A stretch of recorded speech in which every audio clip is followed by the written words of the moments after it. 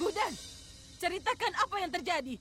Kenapa kau meninggalkan upacara henamu? Dan kenapa Aksat Jindal membatalkan pernikahan ketika kau kembali? Kausalya, dia sedang hancur berantakan. Tolong tinggalkan dia. Kau sebaiknya diam. Biarkan aku bicara dengan Gudan. Pernikahan dibatalkan karena dia meninggalkan upacara henna yang belum selesai. Jadi dia harus menjawab pertanyaanku. Jawab, kemana kau pergi? Aku tidak kemana-mana, Bu. Aku menari dengan semua orang dan aku merasa haus saat menari. Jadi aku pikir aku harus minum. Aku pergi untuk mengambil air ketika aku bertemu dengan beberapa preman. Lalu mereka mulai melototiku dan sepertinya aku ingin memberikan mereka pelajaran. Tapi kemudian Paman Eji tiba-tiba datang di tempat kejadian dan dia mengatakan pada preman itu untuk tidak menggangguku. Dia menyuruh mereka untuk bersikap baik padaku. Preman itu marah, kemudian mereka mulai memukul Paman tanpa berpikir lagi dan kau tahu apa yang terjadi? Terus Paman dipukuli. Apa dia menghajar mereka? Tidak, Cutki. Aku pikir Eji akan melawan mereka. Tapi tahu apa yang terjadi? Dia berlutut. Dia mulai mencari kacamatanya. Lalu preman itu memegang kerahnya dan menyuruhnya memberikan apapun yang dimiliki. Eji mulai memberikan mereka barang-barangnya. Lalu aku menjadi marah. Aku peringatkan padamu ya. Kembalikan semua barang-barang milik Paman itu karena dia sudah tua. Itu saja. Kemudian aku mengambil tongkat dan mulai memukuli mereka. Preman itu menjadi takut dan mengembalikan barang-barang milik Paman Eji. Kau memukuli mereka semua sendirian? Tentu saja.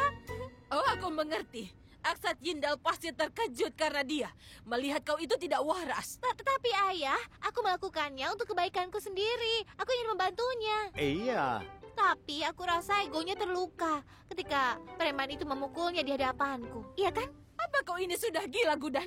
Kau merusak reputasi ayahmu yang dibangun dia dengan susah payah. Seluruh kota tahu kalau kau seharusnya menikah dengan keluarga Jindal. Sekarang kami kehilangan muka karena perbuatanmu, Gudan. Kenapa kau malah menyalahkannya, Kausalya? Kau yang memberitahu semua orang tentang perjodohannya. Kita harusnya peduli pada putri kita, bukannya pada para tetangga. Aku mengkhawatirkan putriku. Itu sebabnya aku marah pada Gudan. Aku pikir begitu Gudan menikah dengan keluarga Jindal, Cutki akan mendapatkan lamaran pernikahan dari keluarga kaya. Tapi tidak. Hari ini dia telah buktikan sekali lagi bahwa dia adalah anak tiriku.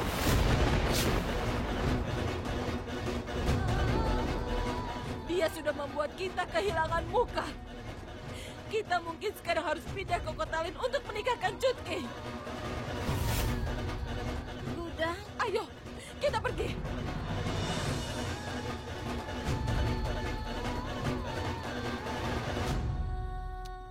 aku baik-baik saja, ayah. Dan tolong berhentilah menangis. Kenapa ayah menangisi hal-hal kecil? Aku sudah biasa mendengar hal seperti itu. Dan hal itu tidak mempengaruhiku. Hanya saja ibu mengatakan apa yang orang luar katakan sepanjang waktu hari ini. Ya, tidak masalah. Aku senang karena aku akan tinggal bersama ayahku selamanya. Ya.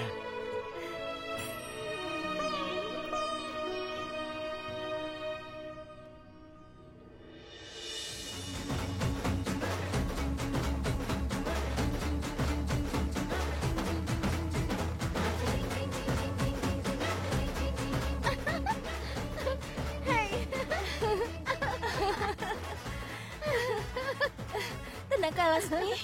Saat aku melihat Eje datang dengan Gudan, aku merasa sangat ketakutan. Iya, tapi kemudian Eje memakaikan henna di telapak tangan Suita, bukannya Gudan. Aku bersumpah, aku akan membelikan semua orang di Lucknow makanan yang lezat. Kak Laksmi, tolong diam dulu. Kak Laksmi, dia menelpon pada waktu yang tepat. Biarkan aku memberi dia kabar dulu ya. Halo? Saru, apa kabar? Apa kalian sedang bersenang-senang tanpa aku? Ya Tuhan, aku ingin aku di sana. Sidi, kau seharusnya berada di sini. Banyak yang sudah terjadi dalam 3 hari terakhir. Aku akan memberitahumu kalau EJ tidak akan menikah dengan Gudan. Dia akan menikah dengan Suita. Oh ya, bukan hanya itu. EJ menghina Gudan dan membuatnya pergi. Dan kami jadi senang. Dia bahkan memakaikan henna di telapak tangan Suita yang ada di depannya. Itu artinya EJ mempermalukan Gudan. Iya. Tunggu sebentar. Saru, apa yang kau katakan? Pernikahan EJ dan Gudan dibatalkan. EJ membatalkan perjodohannya. Tapi Kenapa dia Park, melakukan? sudah lupakan. Kami merasa sangat senang karena kami sudah bisa menyingkirkan Gudan dari hidup AJ.